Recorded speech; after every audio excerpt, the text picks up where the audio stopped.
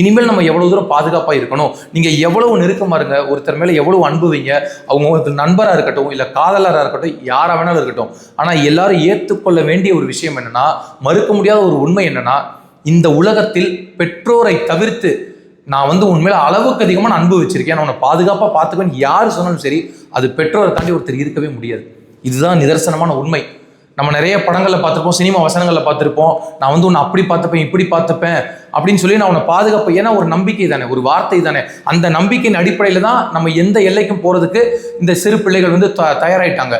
அதனால நம்மளோட பெற்றோரை ஒரு நிமிடம் கண்ண மூடி யோசிச்சு பார்த்தா, எந்த விஷயத்த நம்ம பண்ணணும், இந்த விஷயத்த பண்ணக்கூடாது அப்படின்ற தெளிவு இருந்துருச்சு அப்படின்னா, இந்த சமுதாயத்தில் நம்ம பாதுகாத்துக் கொள்ளலாம். நம்ம யாரோட தயவை எதிர்பார்க்க வேண்டியது இல்லை. எப்பயுமே சொல்லுவாங்க இல்லையா, ஒரு லைன் இருக்கும், அந்த லைனை தாண்டக்கூடாது.